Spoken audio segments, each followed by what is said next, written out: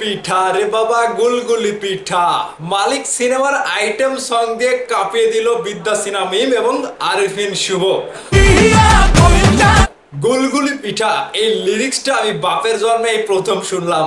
আর তো লিরিক্স পাইনি রে ভাই, আর দুনিয়াতে কোনো লিরিক্স খুঁজে পাইনি। গুলগুলি পিঠা বলে চালিয়ে দিয়েছে মালিক সিনেমার আইটেম সঙ্গে। এই গানটা কেমন হলো, এই গানটা কেমন জমলো, আজকেই রিলিজ হলো এই গানটি। ঈদের সিনেমার মুক্তির লাইনে মালিক সিনেমা এবং এই পাশাপাশি বিদ্যা সিনহা মিম রীতিমতো কাঁপিয়ে দিল। এই গানটি শুনে ভাই আমি হাসবো না কি করব না গানটি উপভোগ করব।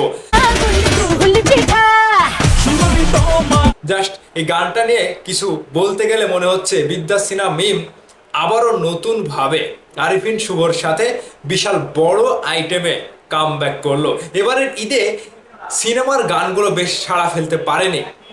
আমাদের মেগাস্টার শাকিব খানের রকস্টার সিনেমা ভিন্ন প্যাটার্নের, সেখানে আইটেম সং রাখা হয়নি, কিন্তু আরিফিন শুভর মালিক সিনেমার গুলগুলি পিঠা গান তো ভাই পুরাই পিঠা খাওয়াই দিল। এটা কি দেখলাম আমি, জাস্ট রীতিমতো একটি জায়গাতেই শুট করা আইটেম সং। হ্যাঁ, আইটেম সং বরাবর এরকমই হয়, কিন্তু এই যে গুলগুলি পিঠা এই শিল্পীগুলো আবার হচ্ছে মিলা এবং প্রতীক হাসান। বেশ ভালো রকমের শিল্পীগুলো দিয়েই কিন্তু এই গানটা গাওয়ানো হয়েছে এবং গানের আয়োজন দেখে আরিফিন শুভকে দেখে মনে হচ্ছে যে আরিফিন শুভ অনেকদিন পর বেশ ভালো এনজয় করেছে আইটেম গানে। এই আইটেম সংটা যেভাবে প্রেজেন্ট করা হয়েছে, ক্যামেরার কাজগুলো আমার কাছে বেশ একটা ভালো লাগেনি, আফসা আফসা লাগছিল, বেশ ক্লিয়ার মনে হয়নি। এবং এই লোকেশনে লাইটের এত দাপট ছিল, কিন্তু তার মধ্যে বিদ্যা সিনহা মিমের চেহারা কিংবা ঝাঁকুনি সবকিছু ভাই এক্সিলেন্ট ছিল। আর পাশাপাশি আরিফিন শুভ যেন ডান্স করে এটা জমাতে পারছে না। এর আগে আমরা শুনেছি লিচু বাগানে দুষ্টু কোকিল লাগে উড়াধুরা, কিন্তু এই প্রথমবার মানে শুনলাম গুলগুলি পিঠা। ভাই লিরিক্সটা আগুন লাগিয়ে দিবে। এবারের এই গানটা আমার মনে হয় ভাইরাল হবে। এই গানটি দুষ্টু কোকিল উড়াধুরার পরে এই গুলগুলি পিঠা শিরোনামে এই গানটি ভাইরাল হবে, ব্যাপক আকারে ভাইরাল হবে। তবে এই গানের যিনি লিরিক্স ম্যান তাকে আমি অনেক অনেক ধন্যবাদ জানাই, এবং এই পরিচালক সাহেব চন্দন ভাই তাকেও ধন্যবাদ জানাই যে আরিফিন শুভ এবং বিদ্যা সিনহা মিমকে নিয়ে এবারের ঈদে এত বড় একটা চ্যালেঞ্জ গ্রহণ করা। তবে আইটেম গানটি খারাপও লাগেনি, খারাপ বলবো না, ভালোই লেগেছে।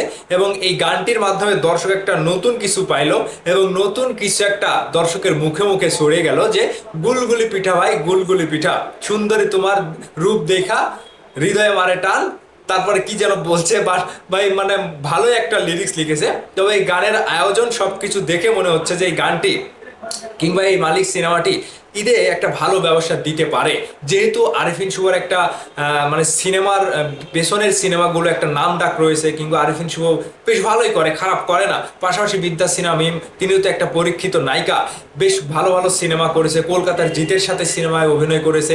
এবার আরিফিন শুভ এবং বিদ্যা সিনহা মিমের এই আইটেম গানটা যেভাবে সাড়া ফেলতে পারে, আমার মনে হচ্ছে এই গানটি ভাইরাল হবে এবং এই গানটি সকলের মুখে মুখে পৌঁছে যাবে। আমি রিয়াকশন দিলাম এই কারণে যে গানটি আমার কাছে বেশ মজার লেগেছে, ভালো লেগেছে। আবার একটা নতুন টাইটেলে শুনলাম, নতুন লিরিক্সে গুলগুলি পিঠা, এই জন্য এই গানটির লিরিক আমার কাছে এরকম ভালো লাগলো যে হাস্যকর হলেও এই গানটি বেশ ভালোই লাগছে। এবং মিউজিকের তালে তালে যে নাচ হচ্ছে, কিংবা আরিফিন শুভ বিদ্যা সিনহা মিম যে নাচছে, সবাই তো আমাদেরই নায়ক নায়িকা, তাই না? সেই জন্য বললাম, মানে ভাবলাম যে গানটি একটু রিয়াকশন করি। এবং সাকিবিয়ানরা, শাকিব খানের ভক্তরা যেহেতু আইটেম সংটা পাইনি এবারে ঈদে, তো এইগুলো আইটেম সং দিয়েই এবারে ঈদটা পার করতে হবে। এই যে গুলগুলি পিঠা ভাই, গুলগুলি পিঠা, আপনারা এই গুলগুলি পিঠা খেতে থাকেন। আমি আরিফিন শুভ এবং বিদ্যা সিনহা মিমকে কাছে থেকে পিঠা খাওয়ার দাওয়াত দিয়ে আসি এবারের ঈদের আয়োজনে।